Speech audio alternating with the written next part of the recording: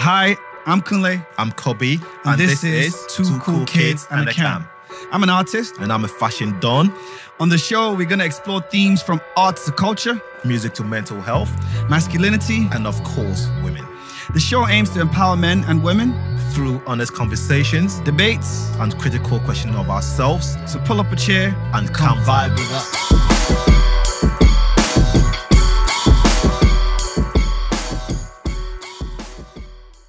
We here.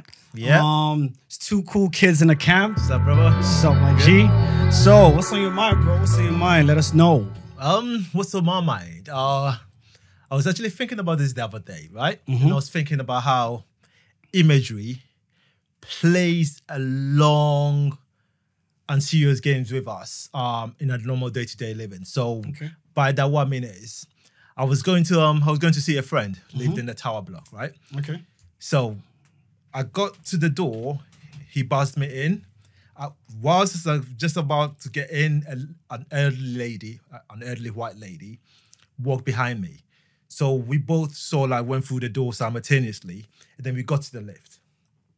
So we got to the lift, and for some reason, not to look threatening, I kind of almost shrinking myself to look non-threatening to that lady. Right. And it took me a couple of minutes and I just went, hold on a minute. I'm not doing anything bad here.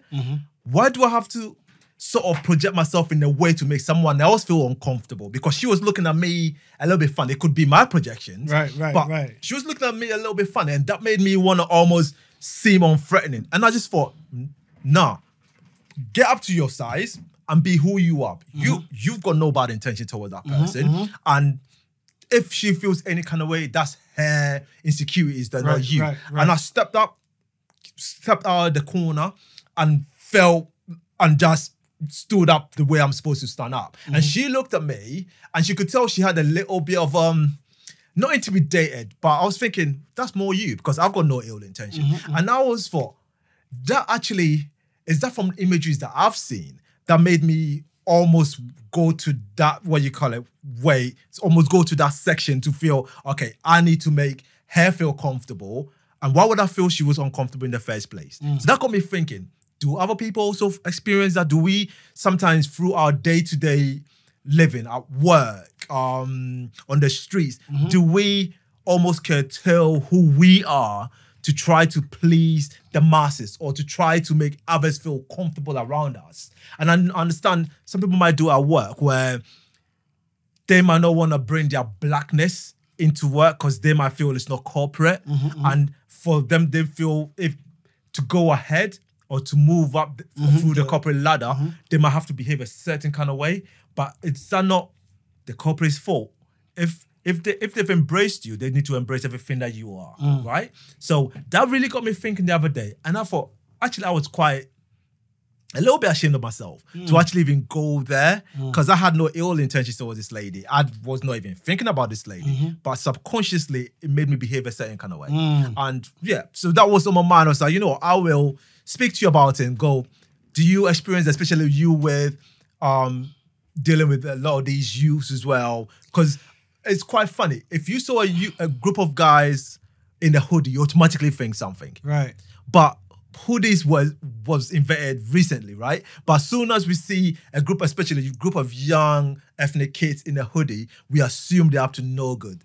But yeah, I mean, that's a very broad, concept. And I think it's so interesting because I was actually talking about something similar to this with a couple of friends a few days ago. And it's on my mind. It's always on my mind because actually representation is what you're talking about. I think in terms of the places that we maneuver. So for example, obviously I'm an artist. So I exist mainly in a predominantly white elitist world where there are not many black people that reflect me. So therefore, with that comes a particular expectation and responsibility, either responsibility for other black people or an expectation of the responsibility I should be holding in those spaces. So for example, I don't feel like I dress in one particular way. There are people that have said to me, oh, you don't dress black, whatever that means in their narrative. And some people say to me, oh, you dress a bit too out there, whatever that means to anyone. Exactly. What is an outfit how does an outfit become too out there when Right. the whole point of outfit is to actually express yourself? Exactly. And that's the interesting thing, because that tells me more about the person than it tells me. Yeah. But one thing I'm aware of is that I know that, example, when I work, so for example, recently I had to go to the House of Parliament to present something Check you out. for a Check project. You out. Well, swagging on me already, yeah? Bro, I had to present about a project that I was shortlisted for to speak to some MPs. And I consciously was thinking, how do I want to represent myself? I could go for a nice 3-piece suit and be really clean, because I do get down like that. I have nice 3 pieces and clean. But then I was asking myself, actually, do I just want to go there dressed like this? Actually, so that whatever perception they might have of me walking through the door, when they hear me speak, when they hear me articulate myself, they think, okay, maybe we misjudge that guy. Maybe that guy is incredibly intelligent. And actually the way he expressed himself physically does not represent how intelligent that he is. That's so a brilliant chess move, by the way. Huh? That's a brilliant chess move. Absolutely. And then the converse of that is when I work in prisons, I choose to wear... So, for example, recently when I went into the prison, I wore pink trousers. I knew that was going to generate conversation. I knew that was going to make some guys say, "Oh, bruv, are you gay? Bruv, why are you wearing pink trousers? You're soft." All of that. And I consciously wanted to challenge, because what I did there is completely exploring the spectrum on both sides. You know, the fact that, you know, being black and dressing smart means that you're acceptable to the normal public. But then being black and not dressing hood, whatever that is a challenge to your masculinity in that regard. So for me, I completely understand that, because I have to navigate those two worlds, and I have to consciously do so by thinking, okay, how I express myself is going to determine how certain people want to perceive me. Do I now play that chess game and actually F you up? Like wearing something that will make you think something about me and actually challenge you by doing the opposite through my personality. So I totally understand that kind of scenario that you painted, being in that situation. And I understand the feeling of guilt that you had, because it's, like, unlike any other group of people in the world, we have to be more conscious about that. You know, white people don't think otherwise when they walk into any space. They don't have to worry about, oh, am I wearing this? People are going to think I'm intimidating. But we have to have that added layer on ourselves, which is unfair and it's unequal, and it speaks to how the society is. But so that's a place that we have to navigate. And actually speaks a lot to our cognitive awareness, that we are aware of that, because there's a lot of people that are not aware. They just exist in a place and they think, oh, that woman was looking at me weird. Why is she a waste woman? Why is she thinking I'm this? Why is she thinking I'm that? You know, but the fact that there is awareness before you step into that environment, and then you're thinking, I'm acting a little different. Should I interrogate that feeling within myself? So I mean, that happens to me in so many levels. And I think the best way for me to always do that is, I think I'm always aware that what legacy do I want to leave behind, right? Of course, I know I'm unintimidating. And anyone that I see anywhere, I would always say hi. I would always smile. That's my demeanor. So I'm always making sure that wherever I'm going, even if it's a black woman, if it's a white woman, if it's an old white woman, a young white woman, young black white man, whatever, I always make sure that I put those qualities first. So if I see someone, I smile irrespective of whatever they might think of me. Absolutely. And whatever you take from that, that's on you. I'm not going to let that affect me. But I do have moments where I always have to question, how am I coming across? And it's something, as I said, you know, being the only group of people on the planet that have to do that, you know, it's a huge burden. So I can understand how. And also, as a young black male, do you also feel that sometimes when you go into whatever environment you go into, that you almost have to represent young for black the male? I am young, pretty young. That you almost have to you almost representing for the people behind you. So you almost carry yourself in a way, not just for yourself, but also you're almost thinking of, all right, I'm here. Am I opening the door for the next person? Or am I shutting the door? That's it. So whatever I do now is going to dictate how they treat someone like me in the future. And do you feel that burden when you go into a place? That's a great, like hyper-focused element of this conversation, because I think that is really interesting. Because before, I used to think, well, why should I be saddled with the burden of a group of people? I'm just an individual trying to make it through. Like, why am I having to care about? Then when I started to realize how important representation is, and actually how lack of representation is what has obstructed most people that look like me, or me in particular, to feel like I could aspire to be at particular levels. Because when I was growing up, you know, there were so many things I probably thought I loved to do, but I didn't see a lot of people that looked like me doing those things. So therefore, there might have been one guy that got through the door and effed the whole situation up. And then other people weren't able to come through. So I started to realize that as much as I want to be an individual, I have to think about the fact that I am a representation, whether I like it or not. I am a poster child for black boys. Yeah. I'm a poster child for black men. Yeah. When I step into an environment and it's only one black guy in there or two black guys in there, people are judging what blackness is based on both of us, whether we like it or not. We didn't sign up for that, but that's what's going to happen. So if, for whatever reason, that guy says something to me and me and him were fighting in that environment, whether we like it or not, people are going to be like, oh, that's what black guys do. Two black guys in this room, and then the only ones they're fighting. And you know the crazy thing? The only other example they've seen that in was something they probably saw in the movie. Exactly. And they would see that real life action and go, oh, so it is true. Yes, exactly. So for whatever I personally think or feel about certain things, I'm always aware of that extra bit. That whether I like it or not, I have to take that burden on. Because actually, if I really care about representation of people of color, black people in those spaces, I have to take that responsibility on myself. I completely and agree. be aware that people are going to judge a whole group of people based on me. You know? And I have to take that.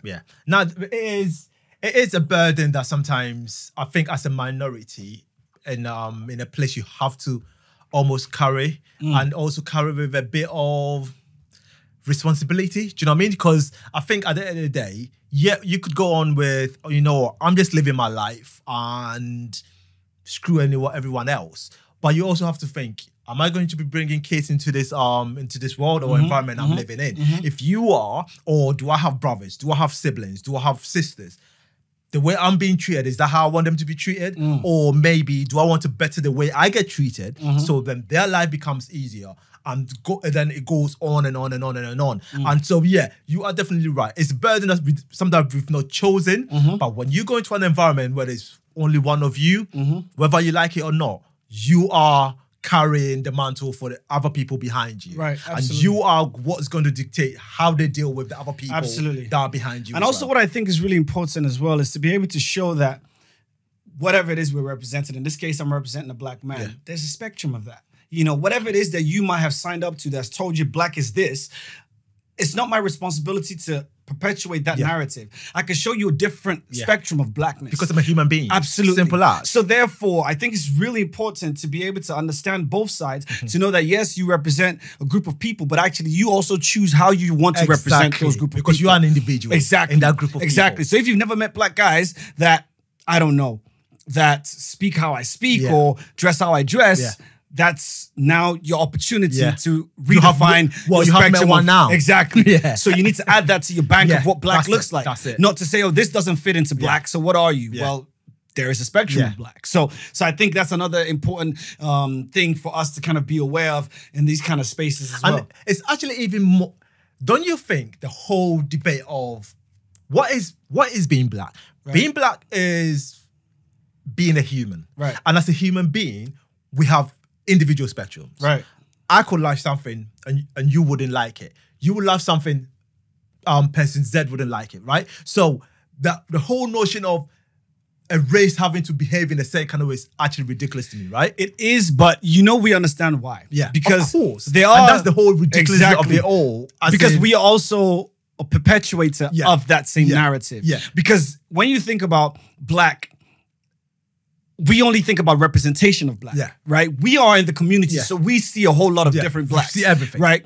So when you think about movies, and that's the thing about lazy creativity. I hate right? that. Where you see a black person in a film, and all of a sudden you could tick 5-10 stereotypes that they casted in that film because of the blackness. So it represents a particular narrative. And those particular platforms, even of our own people creating those media, because they know it's easier for people to identify with what they're trying to tell you. Oh, that's a black person from the hood. So all of a sudden, he has to be that ticks him. He likes chicken, or he's drinking Kool-Aid. He's got saggy, baggy jeans. You know, all of these things. So it just continually perpetuates what people's expectations of what black is, and therefore, you know, as I said, when we talk about music, we talk about music videos. You see all of these things. There's one narrative of black.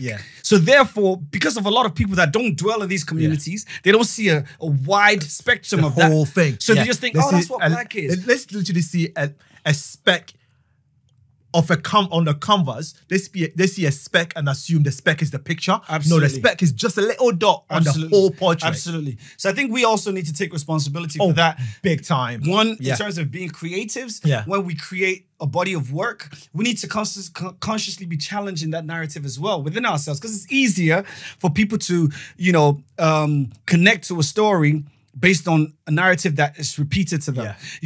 For example, if that's all you get, that's all you exactly. take in. Because even if you look at, like, for example, I'm going to talk about like just a little bit about the publishing industry, because when people are writing books and they want a black writer that's come from rags to riches, because that's the story that people know. That's the story that people, you were in the hood and then you've made it. You're the first person out of your family to go to university. Now you've put out a book. Oh my God, what a great story. And that's the story that, publishers, editors always look for, because they want to continue that narrative. And therefore it creates this idea that most black people have come from nothing, which is not far-fetched. But there is also an other version of blackness that doesn't follow that same narrative, So I get how that's an interesting thing that's been on your mind. For me, it's not actually too far from that. Like this morning, actually, I came out and jumped on a train, and this woman was like, I had my music on, so she said, can I talk to you? And I was like, of course, I'm always open to talking to people.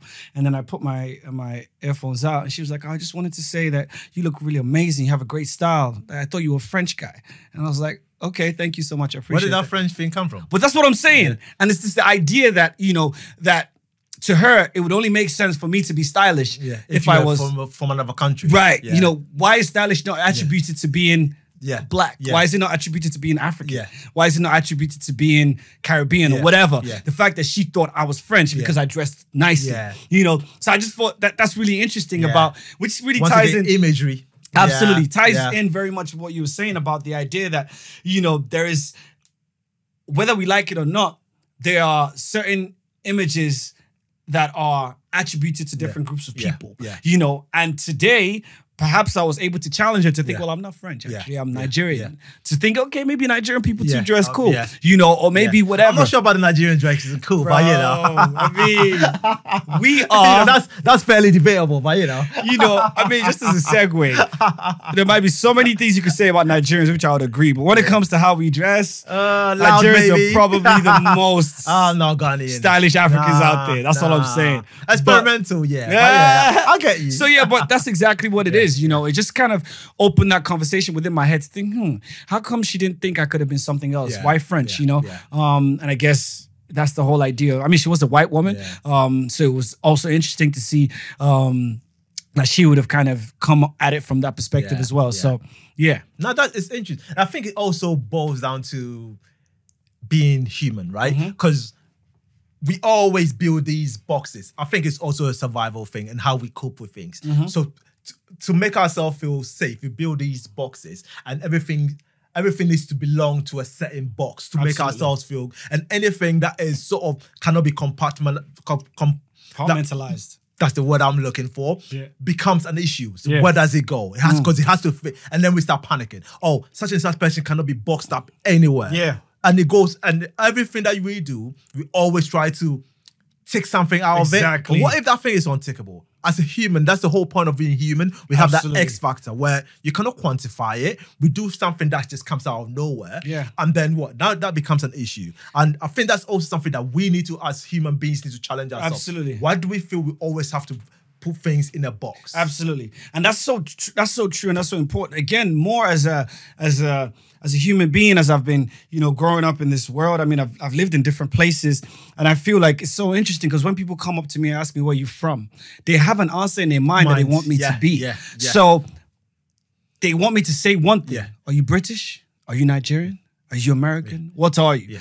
When I tell them that I am a combination of everything, I see myself as a global citizen.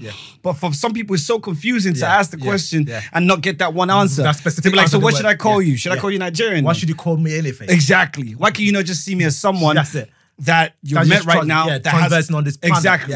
Man, that's the thing a lot of people struggle to do because, it doesn't make sense in their brain. The brain works on repetition. It works on reaffirmed information. Exactly. So what is sat in the subconscious, it doesn't sit with them for them to think, what it's should like I call that you then? little itch that you cannot scratch, but Exactly. it's still there. Exactly. And it's such an amazing thing as to why such a thing would bother us. Absolutely. And yeah, it's just absolutely, and that's really interesting. And I think I watched like a TED talk from a lady called Taya Selassie, which is really dope. And it was called "Don't Ask Me Where I'm From," and that was a really interesting TED talk because she was just talking about when people ask those questions or people cannot fit you in a box, it speaks more about who they are. Yeah, of course. Than you. Yeah. You a lot of things does that. Yeah, exactly. Yeah. You shouldn't be burdened by that. No. You should just express yourself that's your unapologetically. Yeah, that's it. Yeah. So when people ask me, I don't just. It's easy for me to just say one thing. I am British as well, so I can say I'm British, or I am Nigerian, or whatever else I want to identify as. You can go for the safe answer, exactly. or give but them it's the real my answer. responsibility to That's actually it. challenge That's you and it. say I'm Yeah. all of these Yeah. things.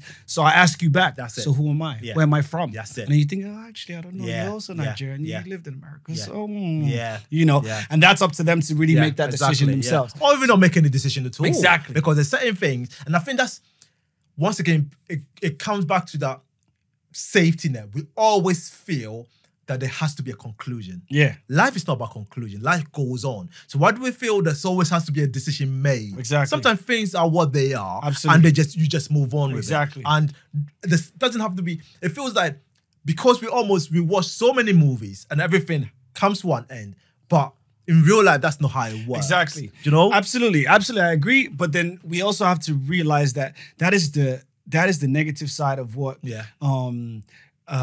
consumption could do to you. Oh, yeah. Because we consume TV Yeah. and media Yeah. for the most part of our lives. So whether we don't want to consciously think about it like Live that, our life through that. subconsciously, our life I completely agree. follows this idea of romantic comedy, this idea of a drama, where something starts bad, it ends in a good way. There's always the bad guy always gets wins. That's it. Yeah. The geek is always the good guy. In the the end, jock always the arsehole. The pretty person is always the bad person. Douchebag. Yeah, absolutely. And that's not real life. Of course not. But actually, have you realized how it makes us almost subconsciously treat people? We see a gorgeous girl and we also automatically assume that they might not be bright. But in real life, actually, the quote unquote maybe the not so pretty person, actually, it's not the smart one. Yeah. And actually, that's why you're really smart, right? I know. I know. Hey, I had to have something, right? Man, I'm just messing. But yeah, for real, absolutely. And the guy that might have the physical attributes can also be the what you call it, the really good, kind person and the smart one. Absolutely. And actually, both of them are not mutually exclusive. Oh, absolutely. Yeah. But it's because of those narratives that have been painted through the consumption. That, absolutely. Yeah. Absolutely. Imagery is very, very powerful. I completely agree with you. Yeah, that's a good one. All right. So today we're gonna chop it up. Yep. What are we gonna chop it up about today? What's today's topic? What are you thinking? So today, we know that the Scorpion album dropped. Yep. That's Drake's. Yep. Your favorite rapper of all time. If you guys don't know, it dropped. Was it last week? It was Friday, last week. wasn't it? Yeah. That was your favorite rapper of all time, right? Oh yeah. You think so? I mean, I know so. You have posters of him. You have a tattoo of OVO on your leg, no? Of course. Yeah. Underneath my feet. Yeah, where no one can see it. I mean, we are music connoisseurs. We love music. We love hip hop as one of our genres. The more you guys get to know us, you'll understand how deep our music is. So today we're just gonna chop it up about the Drake Scorpion album, which is a double album. Yeah. Again, he did something that is not the most popular decision in terms of making double albums. So today we're just gonna chop it up about, is it an already L, taking an L by creating a double album? Because when we look at the statistics of how many double albums were actually critically acclaimed and how many double albums were actually great bodies of work, is it almost like a lose-lose battle, the fact that you choose to create a double album? Are you ever going to appease people by putting two discs out and people be satisfied and think that's not too much body of work, especially if the consistency drops in different levels? So we're going to talk about that. What do you think? Firstly, what do you think of the album? So, I think with Drake, I can't understand why he went there.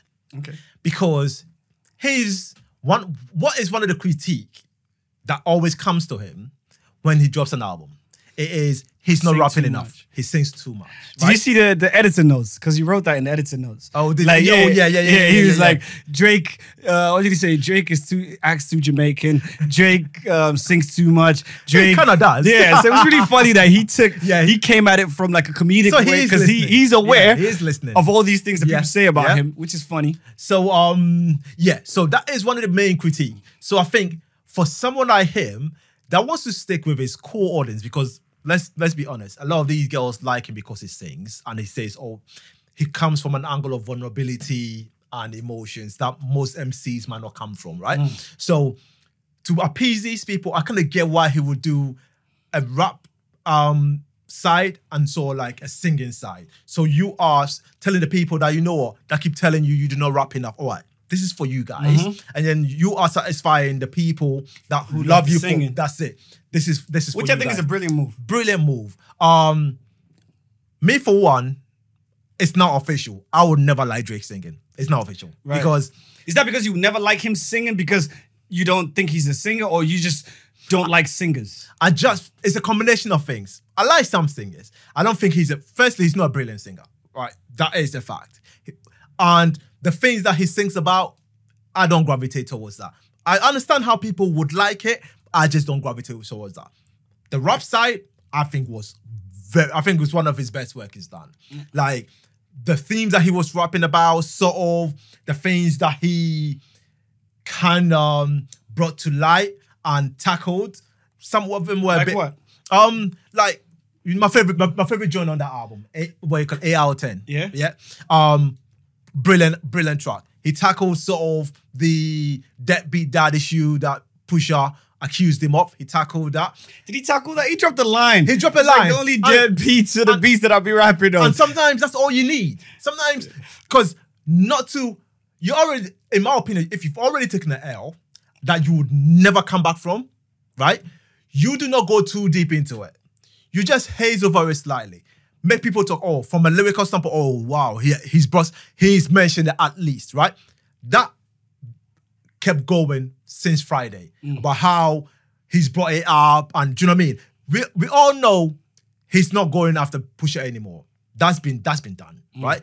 But you still get a little bit of a credibility, bringing it up, maybe paving a little bit over it, and then moving on. And I think he did really well doing that, and not sort of concentrating and going back and forth with anyone. Almost like from his perspective, let me just share a couple of things that I probably wouldn't have shared, but I'm just giving you guys a little tidbits of me. So yeah, I kind of like that. So the first part of the album, brilliant. Second part of the album, brilliant. So you see the rap album was brilliant. Yeah, I think the rap album was quite good. Yeah, I think it was quite good. Is it better than Push's album? I don't think so. But because then again, lyrically, you can't. I can. No, you can't. I don't know what you're about to say, but I can. You can't separate because it's packaged to you as one album. Yeah, so you can't say the rap side is great, the other bit is. It's packaged to you, but look at the whole album. But it's packaged to you, but one album, but it's also packaged to you as a double album, a double-sided album, right? Yeah. So it's a two-parter in a way. Yeah, but it's one album. Yeah. Just like, I mean, we're gonna go into other double albums, but just like Speaker Box and Love Below, that's one album. Yeah, but you can also. But you can't say. I mean, you could say you prefer one side, but you can't say, the singing is such a great album, but. Because singing is one half of the album. I think because it's so distinctively different, right? So I think the argument you're trying to make, let's say Biggie's double album, right?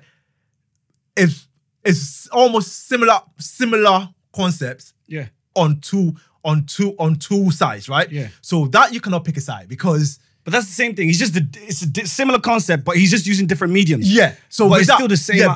So with Speaker Box, this one. You can almost go, I like side A and didn't like, because it's so distinctively different. Yes, you can, but I'm talking about in terms of the overall.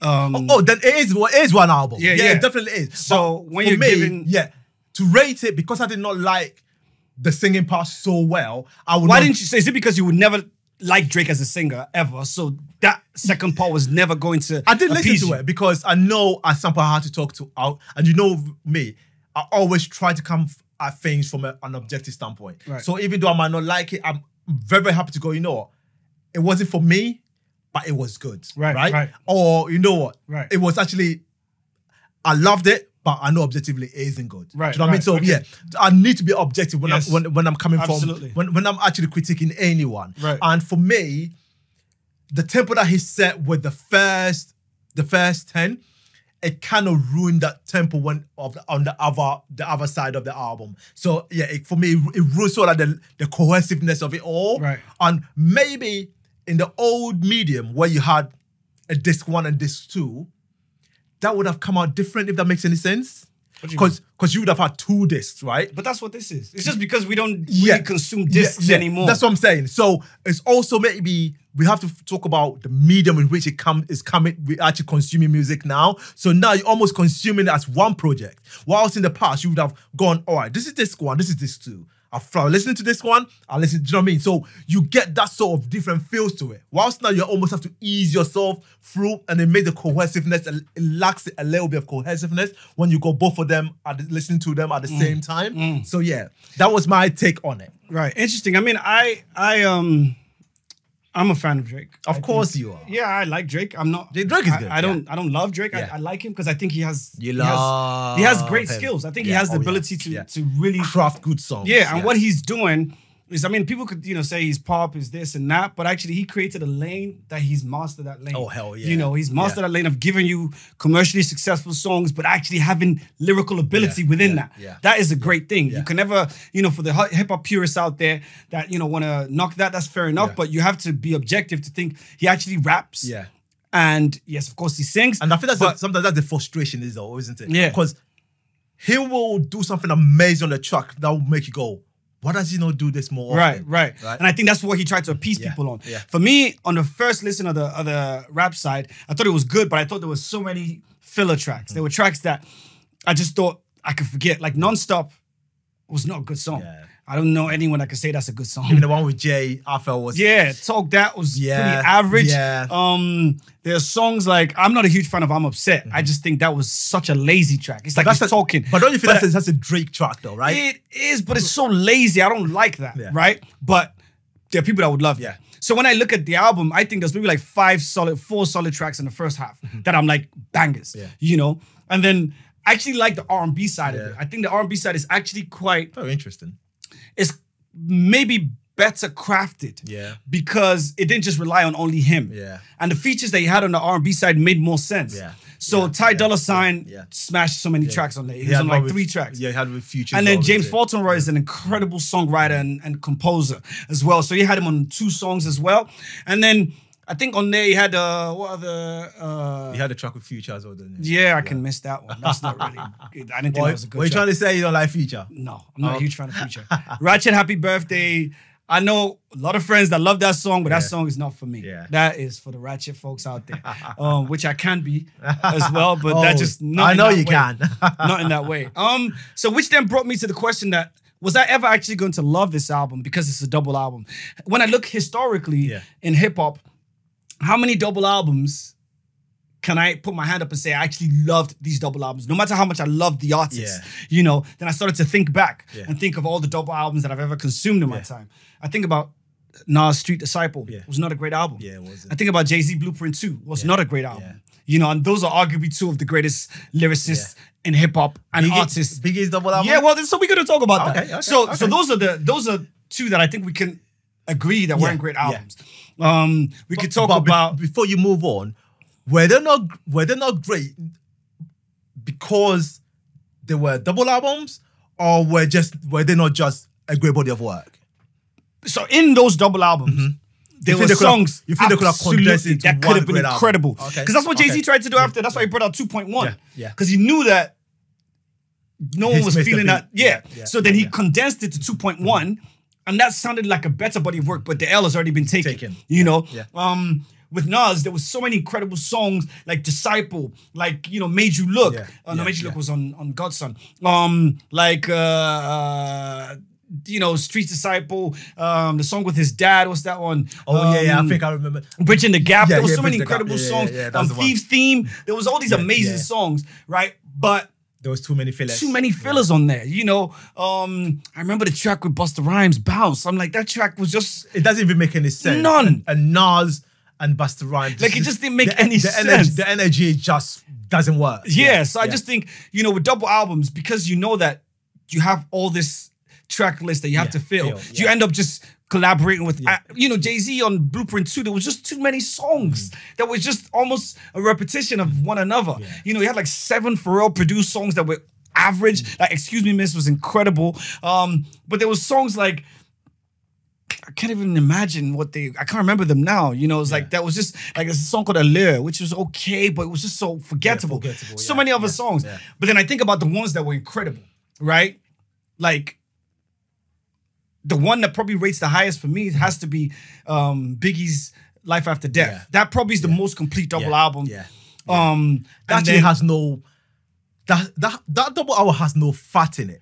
Which is incredible, right? Absolutely. For someone that passed away whilst recording, for that album to have no lyrical fat in it, that still amazes me. But then the question might be also, is it because it came out 2 weeks after his death that also people had that added sort of, oh my gosh, about it? No. You know, you don't think so? No, because you listen to it now and it still has no fat in it. Yeah. You listen to it now and there was not a track that you go, oh, he could have done better here. It was just... I mean, that album was incredible. Yeah. There's not even a question about that. It's just someone at his lyrical peak. Absolutely. Just going toe-to-toe with the mic. And also what I really think was important and incredible about that was... Because when we go through the double albums that were incredible, we think about the people that were behind them too. Yeah.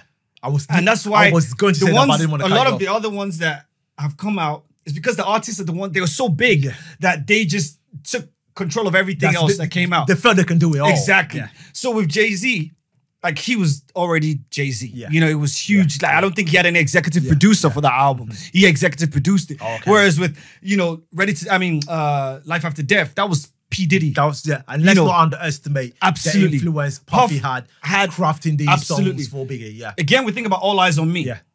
You know, that album, not as great as Life After Death in terms of just how incredible the body of work is, but that is such an amazing body of work that you could argue as well. It was a success, definitely. In terms of it being a success. It was. In terms of the double album, in terms of commercially and also critically acclaimed. And that was probably some of the most like varied versions of Tupac, because you know you had like more sensitive side, you had like, I mean that's Tupac's history anyway, showing you all the versions of himself. You know, in terms of crafting it, you know, that was Suge and Daz, you know, in terms of musically that put that together. And Tupac Daz actually really surprised me of how creative Daz was, because when you think of that era, you automatically think of Dre. Right? But Daz actually did a lot of these productions. Absolutely. And a lot of people actually did not know about it. They actually assume, oh yeah, it was in Death Row, Dre did it. But actually it was Daz. But in modern times, when I think about it,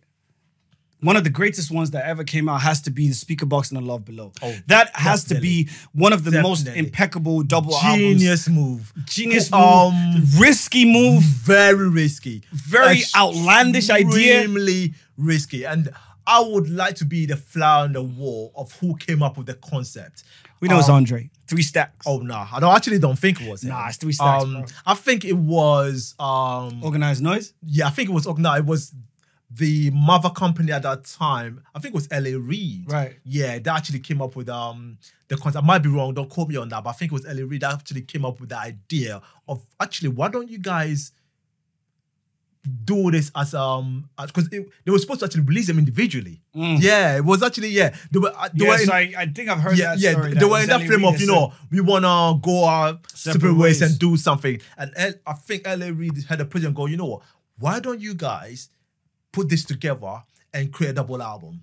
And the rest they say is history, because that has become one of the most iconic and dynamic albums of the hip hop generation. Because they don't sound like one of the tracks don't sound like they could be on the other album. And yet they still kind of work. Which is why I think it was the most experimentally successful. Yeah. Because when you think about, you know, Life After Death, you could pick anyone from one and put in the other and it would not be so out of place. You know, same with All Eyes on Me. Same with, you know, this Drake's one. Even though it's singing and rapping, there's certain songs that, you know, there's the March 14th. The March 14th track could have been on the first album. I mean, the first side of the album. So, you know, whereas this other one, you could not misplace any for the other. No, it was such an incredible distinction. sonically, vocally, and just stylistically. Like it was just an amazing double album. So to have that, so in my head, I can only think of, those three and probably Wu-Tang. I was about to say Wu-Tang's, yeah. Their double album was just an amazing body of work as well. But it was RZA that was behind that. Yeah, but so look, I'm not gonna cut you off. Right now, you've almost named. You just did, bro. I know, my bad. You've named 3 dope, and you've named 2 that weren't so good. Yeah, because right now you're almost. I could keep going. I just didn't want to. Okay. I was just focused on the ones that I really loved. But do you know that? One of your favorite rappers, Scarface, had a double album. Oh yeah. Yeah. That was a dud. What was the title of the album? Yeah, exactly. I couldn't even remember. It was.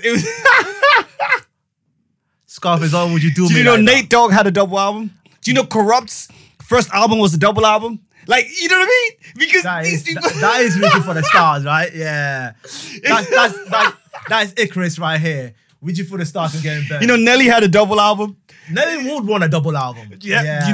Nelly had a double album, which was also a dud. Yeah. I could keep going. I'm with the Scarface one. Yeah. Because he's a great rapper. Yeah. But that's why it shows how difficult it is to put together a double album. R. Kelly on the R&B tip put out a double album. And R. Kelly's, in my opinion, he's a musical genius. Oh, yeah. So is that the album what was that called again? Was it? I can't remember. Is that the one that had Trapped in the Closet on one side? And I can't remember. And I know he had a double album. And he was going through that Trapped in the Closet. Yeah. R. Kelly, he did it in such a creative way that I think works. So I think there's more evidence for double albums that... Because you need so much material. Exactly. So you have to have discipline as well to be able to trim the fat, as you said, which a lot of these guys didn't have. And the ones that proved to be successful are the people who were outside of them specifically, who were saying, that's not going to make it. That's not going to make it. You need someone that you trust to actually trim the fat for you. Because when you're in the midst of that chaos, it was I can assume it would be very difficult to go, okay, I do not like that track. Right, exactly. Because it's your baby, right? E40 had a double album. DJ Jazzy Jeff and Fresh Prince had a double album. I'm going to say E40's double album, I actually liked it. But was it a great album? It was good. It was good. It is better than you think it was, if that makes any sense. I remember listening to it and thinking there was good. fillers. So I think... There were fillers. So that's why I think, a double album is such a risky business. But again, commercially... The payoff, if it clicks, is immense, right? That's why commercially, you could probably argue that this Drake's album is going to do so well. Because it already has. He's broken literally all the Spotify records. I think it's streamed, first 2-3 days, 353 million streams. That's incredible. Yeah. So, you have to say that, whatever we say, he knows what he was trying to do. Yeah. It was the last album in his deal as well, I think. Or if Drake being Drake would have got those numbers with any mediocre thing? Probably. And that's another, that's definitely a good argument because I think Drake is at that stage in his career that I think if he dropped something and he was doing, scoobity poop all the way around, people will still love it. Shout out to Kanye, right? Yeah. So, but I think it's a good body of work. I just think it really lacks, as the album would say, the album's called Scorpion. I think it lacks a sting in the tail. Ooh. So, thought I'd drop that one out there. I'm still an MC by day. How long have you been waiting to drop that in? For a minute. But yeah, so that's kind of what I think about that. But it's a good body of work. I just think, do you have a favorite song on there? Oh, yeah. What's your favorite song on the rap side? Yeah, on the rap side. What's your favorite song on the R&B side? I genuinely do not like Drake singing. I cannot even pretend to. I literally cannot bring myself to like Drake singing. Are you serious? Yeah, I just don't like him singing. I'm just, So he could do the most amazing thing singing. It would be poo to me. All right. Yeah. On the rap side, I'll say probably one of my favorites is... I have a couple actually. I have probably like 4. Sandra's Rose is definitely dope. Yeah, that was produced by Premier. DJ Premier. Oh, yeah. That was incredible. Yeah. And you couldn't even tell. Yeah. Which I thought was amazing. We underestimate Premier as a producer sometimes. Absolutely. So that Sandra's Rose is dope. I love Emotionless as well. That was produced by No ID. And then I love Mob Ties. It's actually, have you realized how... Because usually Drake tends to be very in-house when it comes to production. But this one, it seems to have gone out to recruit some legendary producers. I mean, a lot of these also, when you look at the production credits, it's kind of co-produced by 40 as well. So they're all there. So that's really interesting how that collaboration works. Yeah. You know, because he generally just has Noah 40 and what's the other guy? Boy Wonder or whatever, producing for him as well. But they also have production credits on these songs that are produced by other people as well. Cool. So it's about, that's actually quite interesting because usually Primo seems to be the kind of producer that just works by himself. Very hands-on. Yeah. So it's really interesting that the model is changing as well, you know, because again, when you hear that beat, it sounds to me more like a Just Blaze beat. And again, there's not your signature DJ Premier scratching on there, which I thought was really interesting, but it worked really well. I love Mob Ties. And but then on the R&B side, In My Feelings, that song is a banger. Yeah. Did it get you in yours? Yeah, it got me in my feelings, you know. But actually, I came late on that song, actually, because in the beginning, I didn't really jump onto it in the beginning. But then a friend of mine was like, man, you need to check that song out. So I went and checked it. I was like, you know what? This guy's got a point. Yeah. So me in the shower this morning. Yeah, is that you? Yeah. I was in my feelings, bro. So anyway, so today, what are we going to get into next? So we're thinking of the next segment is what? Mental. Yep. Yeah. So this is a segment where we talk about, you know, what we feel as black men, as men in general, the things that we tend to deal with from a personal standpoint, right? Emotional standpoint as well. And I think today I just wanted to bring to light our sort of drug culture, and how who's our as a society or as black men or as you? I think from a hip hop standpoint, I would say, and how we sort of almost making it normal, the things that probably 5 years ago will be frowned on. I think one of the best way to say it is 10 years ago, the MC was the dealer. Right. Now the MC is the user. Do you know what I mean? So now we've gone to thank you, madam. You're welcome, lady. So now we've got into a point where we think being an addict is almost acceptable. And let's be very real here. A lot of these guys are addicts now. And the imagery that we push into the youth and we push into these kids are be this way and it's okay, right? But taking a step back, you have to understand the artist is okay because he takes those things, maybe even it's productive to him because it takes him into a creative space, right? And supposedly. Yeah. And he does what he does and it makes him money.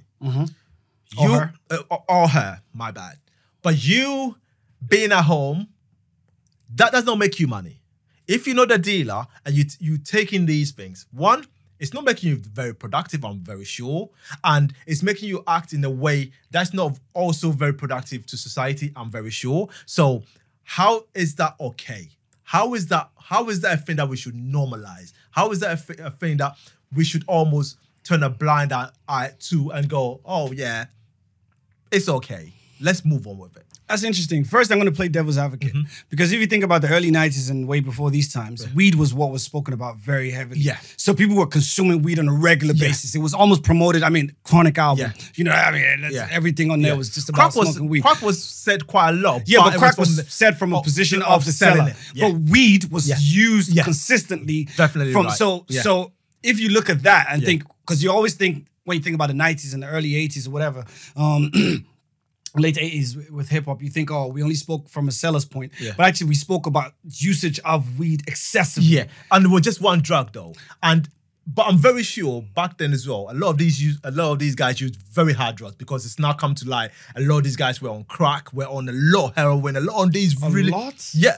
A lot of these guys were on. No, because even if you think about, it was so under the rug because they know they couldn't say it. If you think about Biggie's 10 crack commandments, one of the rules that he mentioned was never get high on your own supply. Exactly. Which is, but it was almost like they were getting high on their own supply. But that's what I'm saying. It was shameful to even admit it then. Other than weed, it was very shameful to admit it then that you did any other drugs because you were supposed to be the guy that was dealing it and you were never supposed to be the guy that was abusing it at all. Absolutely, because obviously, I mean, I totally see where you're coming from, and I, you know, I think that is a very interesting conversation to have in terms of, you know, what role hip hop is now taking in actually making drugs cool. Yeah, you know, to consume. You know, every other song. I mean, again, there's room for that, but that's one of the reasons why I'm not a huge fan of Future.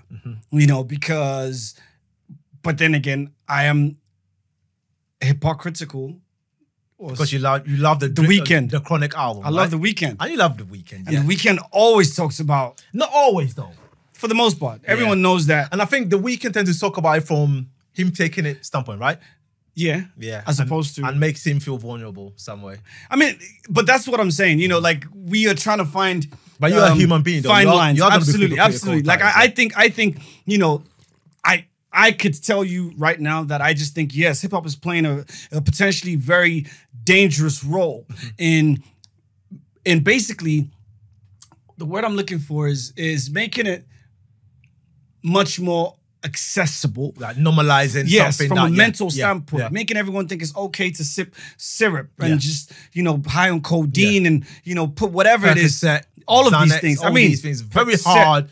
Percocet. That's drugs. Yeah, you know, like those are songs that, one, they're catchy, so they say them all through the hooks and through everything. That at the end of the day, even if you're a kid that's not really interested in this, you're thinking, well, what's this Percocet that everyone's talking about? You know, and all of a sudden your friend's like, yeah, I got that. You want to take this? Yeah, it's cool. It's cool to be that way, because actually drugs used to be a thing that used to hide in your house when drugs was like real hard drugs and crack and stuff like that. You hide in, you take your old fix and you just knock out, and no one, you don't want your neighbor to know. You're saying like you've done it before, mate. Nah, not even. But yeah, it's one of those things that, you know, you don't want your neighbor to know about. Now all of a sudden it's like, I do it. Go to clubs. It's almost like in certain places on offer.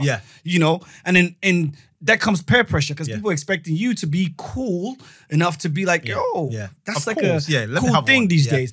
And that's the problem, because it creates this environment, this culture, especially for young people, where they don't have enough information about the other side of it. What are the effects of this to you, actually? What are the things that this could also do for your mental state at such a young age? You know, are you still developing? Exactly. So that doesn't feature in the music. No. You know, they don't tell you about that. It's just telling you about the fact that it's just something you take when you're out and you're having fun. And obviously, it creates this false illusion that also, from a creative standpoint, it takes you to a different level. You know, which has always been the age-old argument that, you know, all these amazing creative people, they were always high on drugs to be able to create the best material. So that's also the other side of the argument. They were. Well, you know, the Rolling Stones would lock themselves up in a castle, take copious amount of drugs. Well, were you there? Yeah, they told me. You was the supplier. Yeah, you know, I was the plug back in the day. The black guy supplying the drugs. 100 years ago. Yes, I know. Talk about stereotypical, right? Absolutely. So yeah, and they would record albums and would not even remember recording certain tracks, because that's how high they were. And they would be amazing, mind-blowing tracks that if you ask them to reproduce in the state of lucidity, they can't. Right. So it's one of those things. Some artists, I'm sure, don't need to go there because the public can already suspend themselves to go there without it. But certain artists apparently have to do that to get there, to be able to. But then the question is, are we so self-righteous as a community that we would herald the seller, but we would rebuke the user? And that's a very good point. And that I would come to you with, who is heralding the seller? Because all the people that we, basically, Jay-Z, Biggie, these guys were glorified drug sellers. And we used to love those bars, because they talk about, you know, when I said, what was Jay-Z said? I lost 90 bricks. I really lost the 90 bricks. Like, 90 bricks. But bricks of what? Yeah, but do you, and this is the question I'll ask you.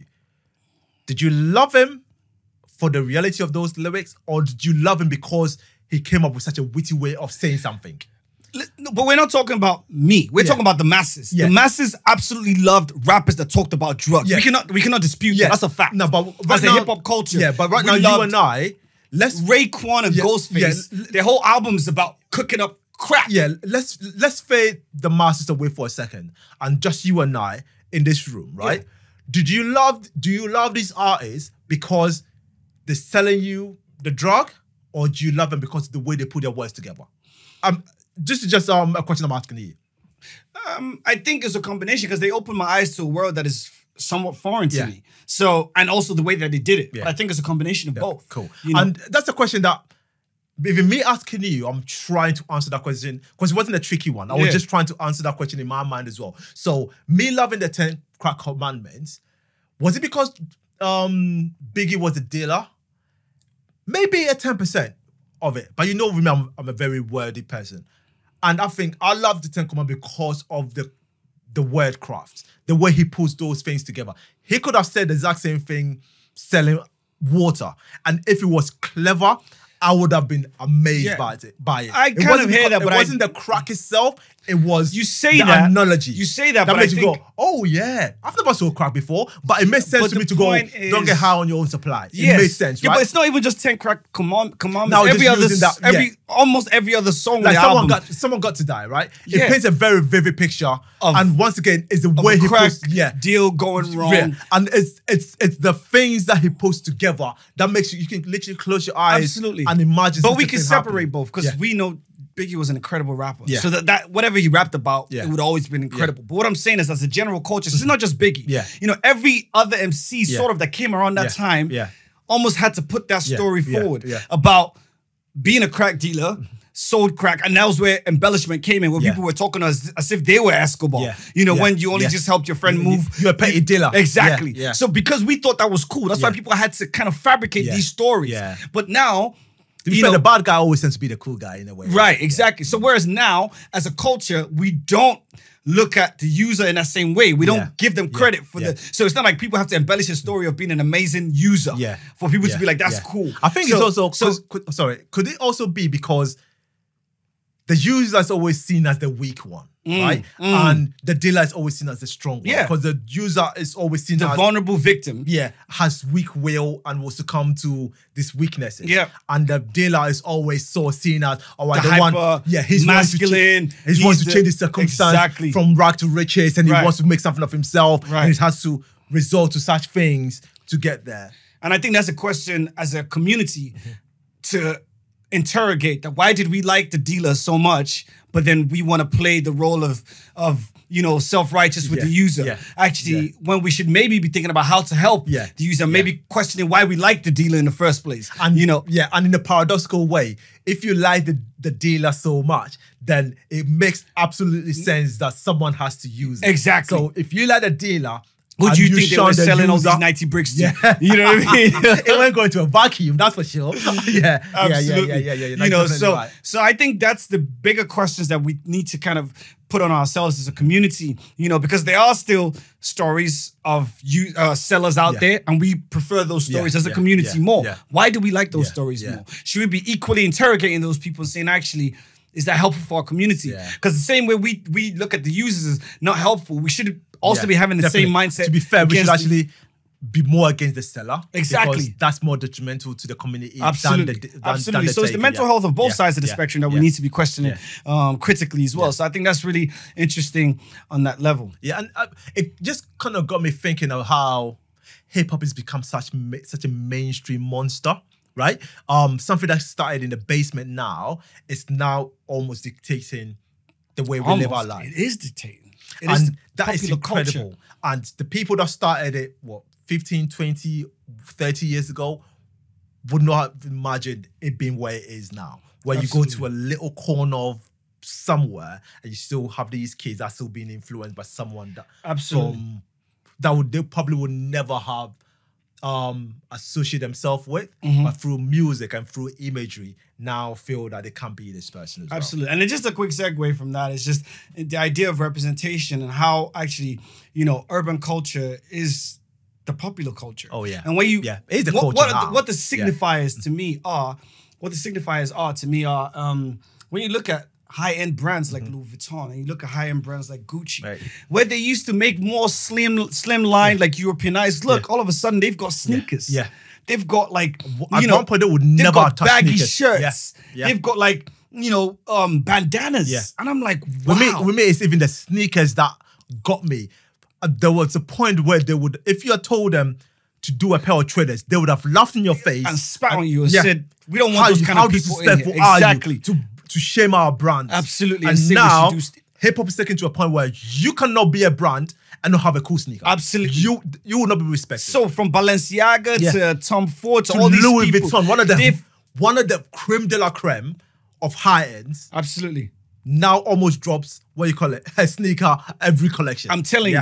And that really, for me, just made me stand back and think, wow, our culture is so magnanimous, but actually we're not benefiting from it. No. And actually we're being exploited. Pimped. We're being exploited because all these people, 2 Chainz will be out there wearing Louis Vuitton all the way through, but he's not getting a cut out of Louis Vuitton. I'm sure he is.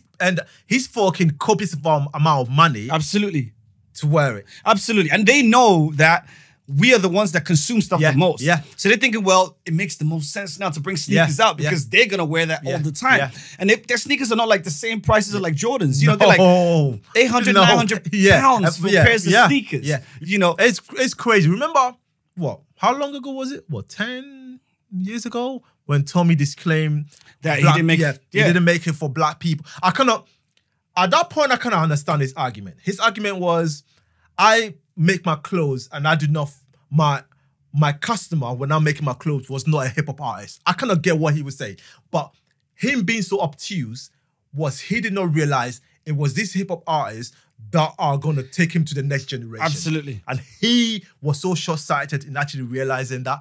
And that is one thing that companies like Louis Vuitton now are realizing. Mm-hmm. Because I was having this conversation with my mate and I said to him, to be a company that is successful, you capture the now and you think of the future, right?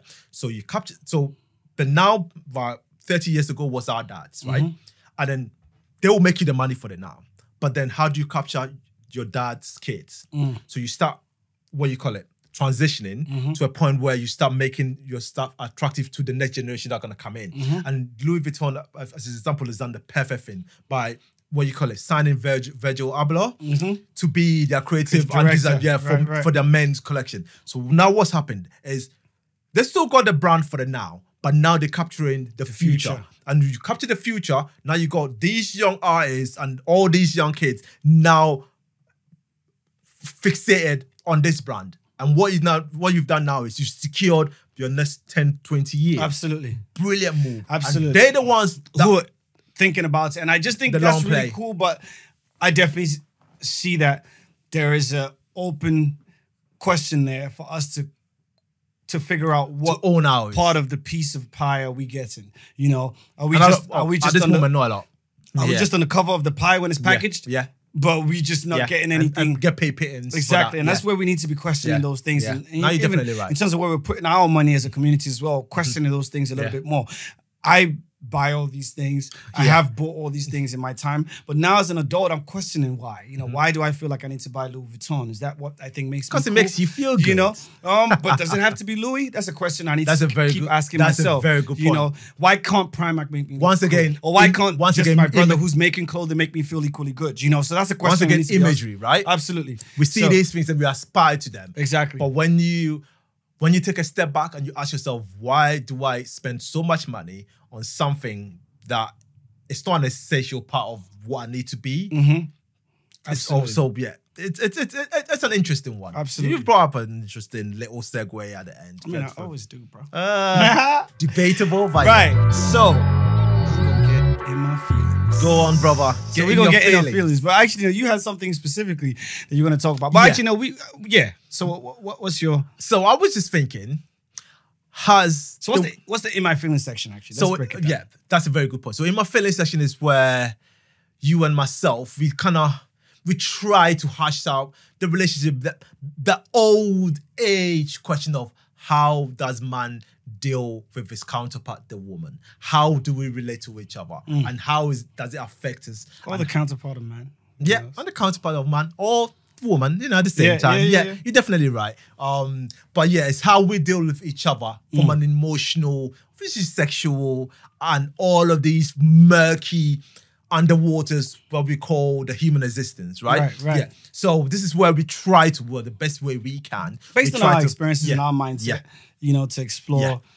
And this week I was just thinking, has the digital age sort of, it's now shaping and sort of dictating the way we deal with one another? And by that, I mean all these sort of dating apps that are on at the moment. Is it sort of devaluing the way we relate Human connection. the human connection? Well, What do you think? That's interesting, bro. Yeah, I'm an interesting fella. I keep telling you. Jumping me in the deep end with that one. I think it's a really interesting topic. It's something that I think will spawn conversation from now to forever.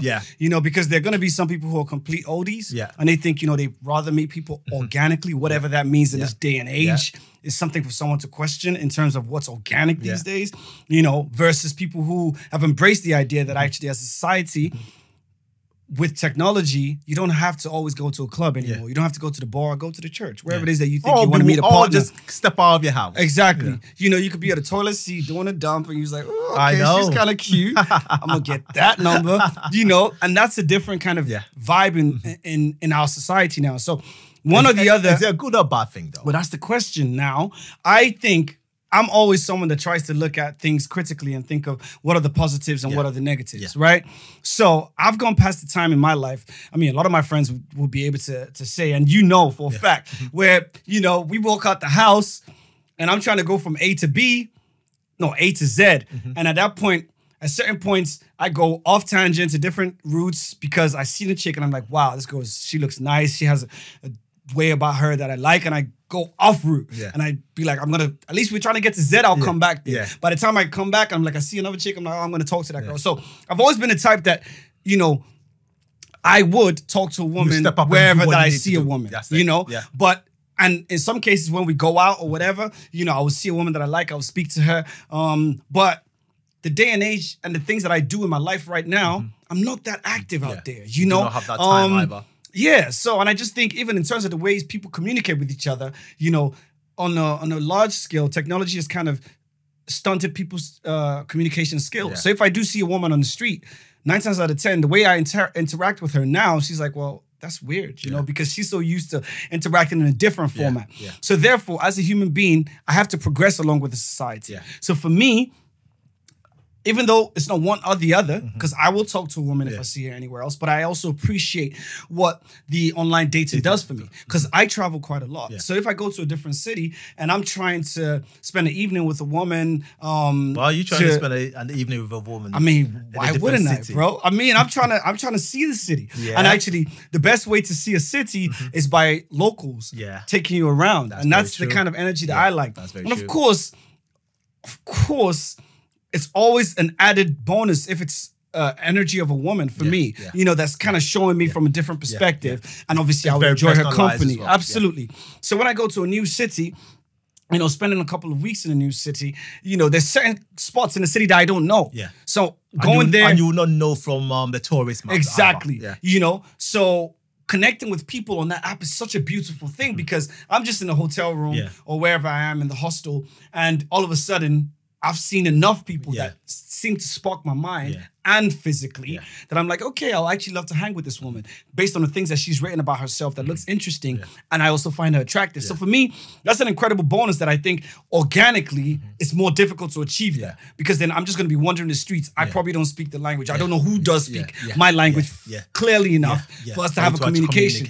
So seeing that opportunity to be able to connect with people in that kind of realm is so much of a plus to me, and also, but then we cannot forget the downsides of that, because what that does as well is it creates this disposable culture where, as I said, you could spend 2 days with someone and think it's cool, it's going well, and all of a sudden the person they sneeze the wrong way. Exactly. And you think, nah, I'm just gonna go into the toilet. I'm coming back. I'm just going to the toilet. In the toilet, you swipe another person that wants to meet you 25 minutes later. So all of a sudden, you just think, well, I'm not actually going to put so much energy into this person anymore because they sneezed in such a bad way. And then you're up to the other person. Whereas before, when the opportunity wasn't there, you saw a person Invest more them more. holistically. That's it. You know, if someone did something that maybe you still gave them another chance to maybe see what more the person had to offer. Now it's like if someone shows up the first time and the way they had their beard a little bit lower than you saw in the picture, you think, it's not for me. You know, so because you could go back on and think, so well, how many days you've been on with a guy that had a shorter beard? Who? How many days were you on with a guy with a shorter beard? I mean, this is the first one. Yeah. Anyway, go. I was just curious, you know, because you never told me that one, so I just wanted to know.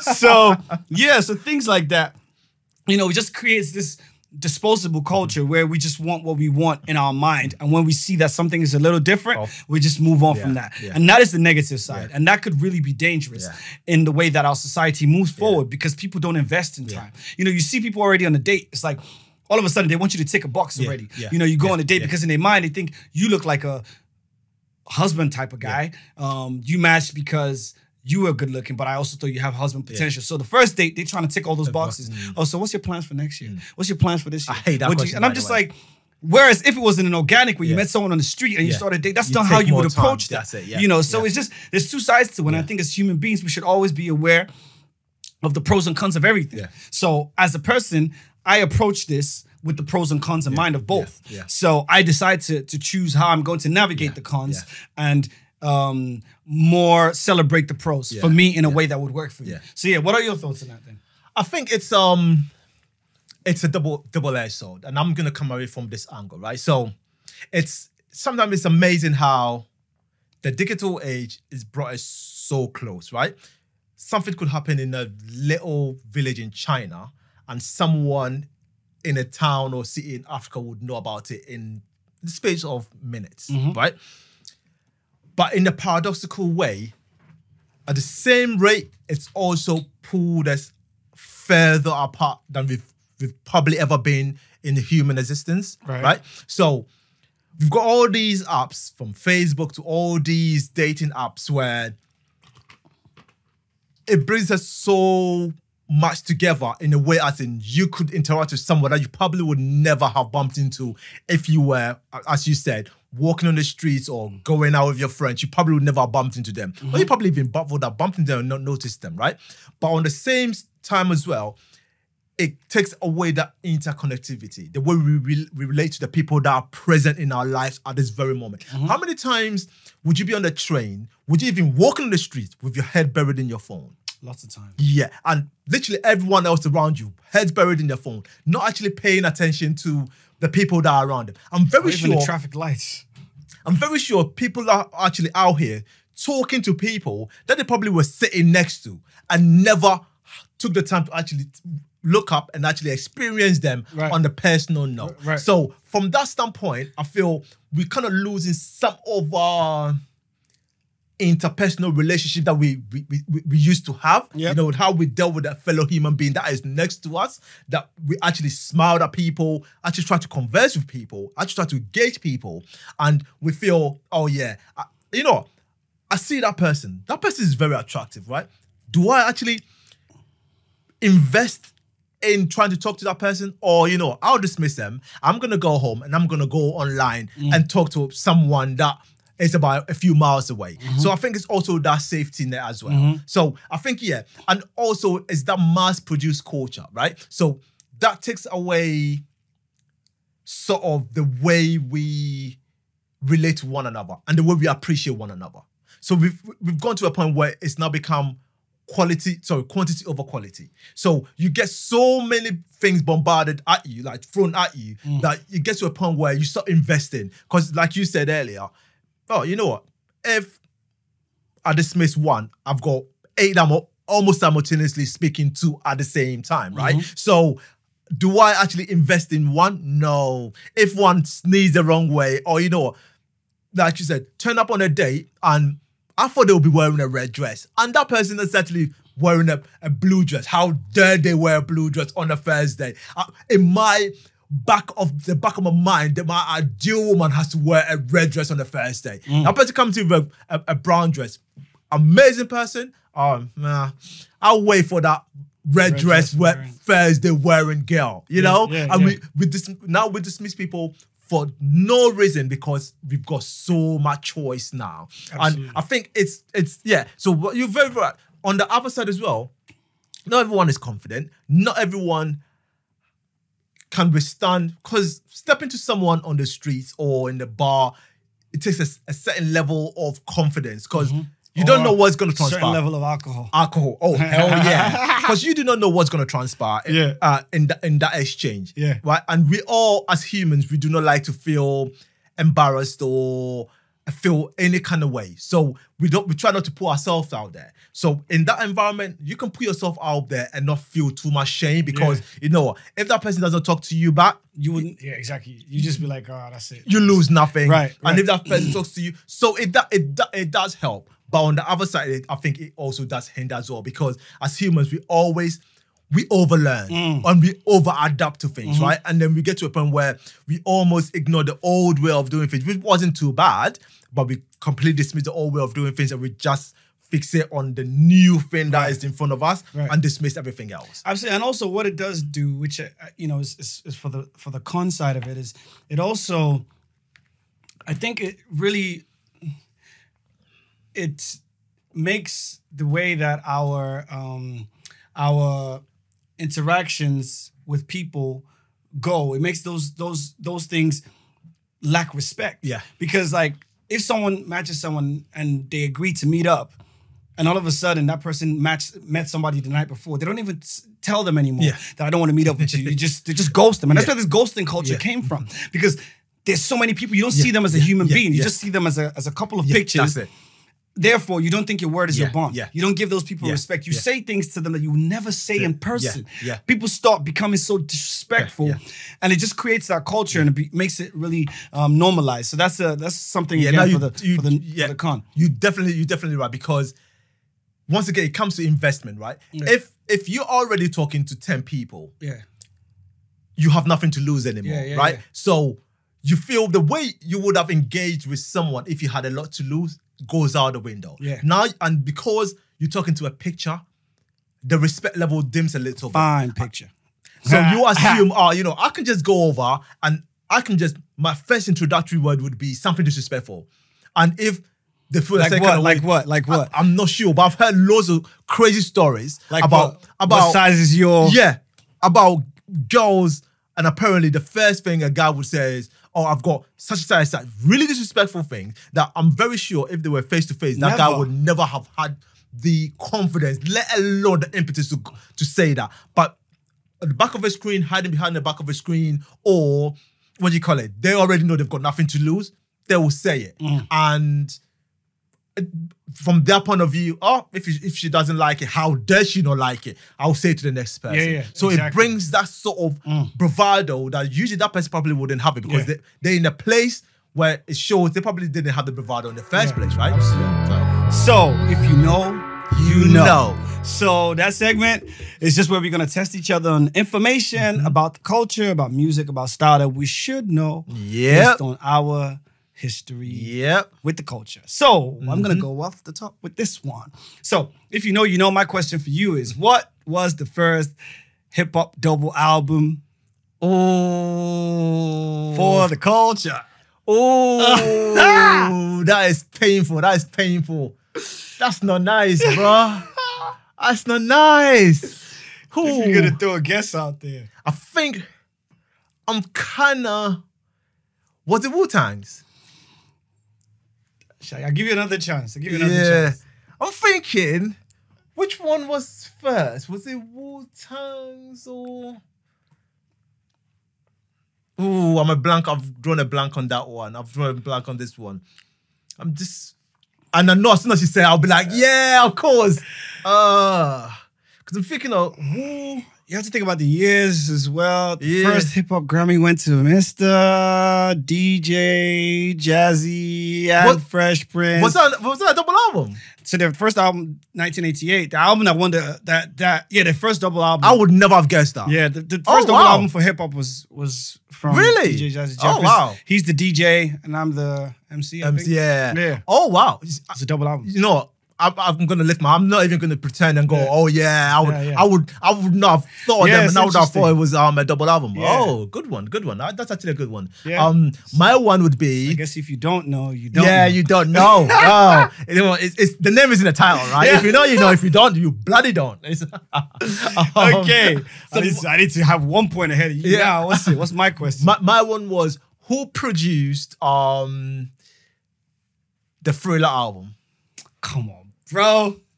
What was it? Let me guess. Was it his sister? Was it? Nah. We all know it's Quincy Jones. What are you talking about, bro?